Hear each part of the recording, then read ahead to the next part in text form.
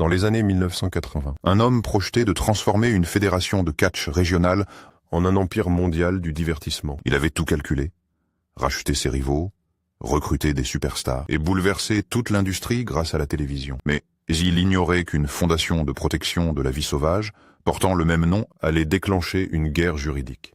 Une bataille capable d'anéantir, du jour au lendemain, une marque bâtie au fil de plusieurs décennies. Cet homme s'appelait Vince McMahon. Il a hérité d'une organisation appelée Wolf.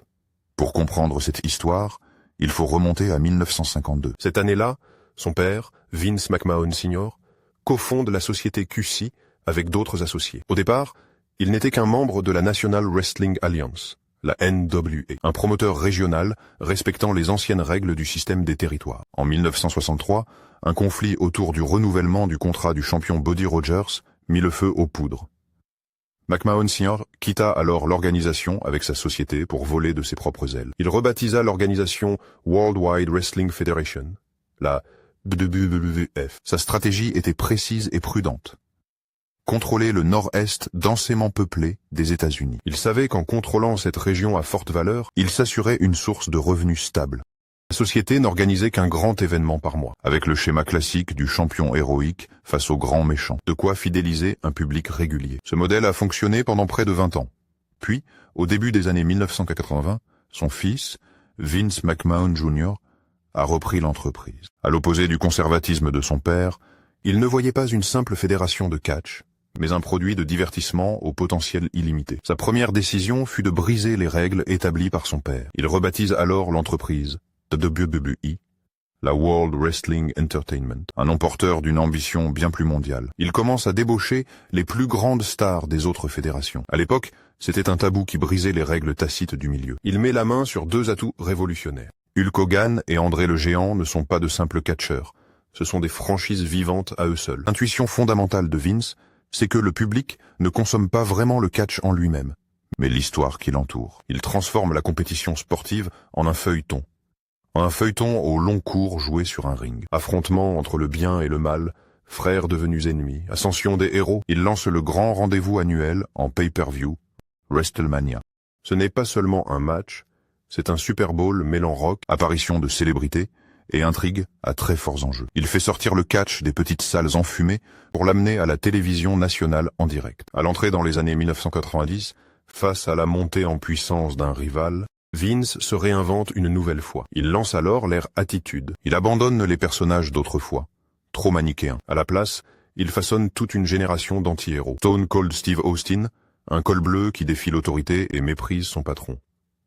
The Rock, une superstar au charisme débordant et au verbe acéré. Raw, chaque lundi soir, n'est plus un simple enchaînement de matchs. C'est désormais une série portée par ses intrigues, qui captive le public par le suspense et les conflits. Ce modèle économique s'avère être un succès sans précédent. Recettes de billetterie, droits de diffusion télévisés, produits dérivés. La WWE met en place un écosystème commercial intégré verticalement. Pourtant, au moment même où l'Empire atteignait son apogée, une crise éclata. Une organisation utilisant elle aussi l'abréviation WWF, le Fonds mondial pour la nature, les poursuivit en justice en 2000. La raison était simple. Ils utilisaient cette abréviation depuis plus longtemps. Après 2 années de bataille judiciaire, la fédération de catch perdit son procès. Le tribunal statua qu'il devait renoncer à utiliser la marque de WWF, devenue profondément ancrée dans l'esprit du public. Pour n'importe quel empire commercial, c'était un coup potentiellement fatal. Mais la réponse de Vince McMahon fut un cas d'école en matière de communication de crise. Il rebaptisa l'entreprise WWE, World Wrestling Entertainment, et lança un slogan résolument provocateur.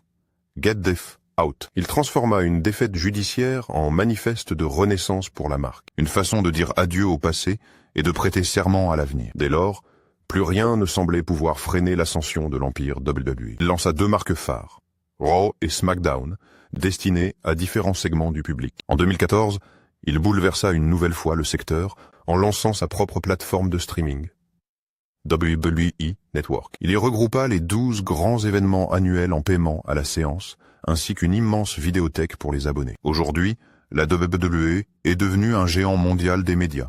Ses programmes sont traduits en 30 langues et diffusés dans plus de 145 pays. Il touche 600 millions de téléspectateurs chaque semaine. Son nombre d'abonnés sur les réseaux sociaux dépasse celui cumulé de la MLB et de l'ensemble de ses 30 franchises.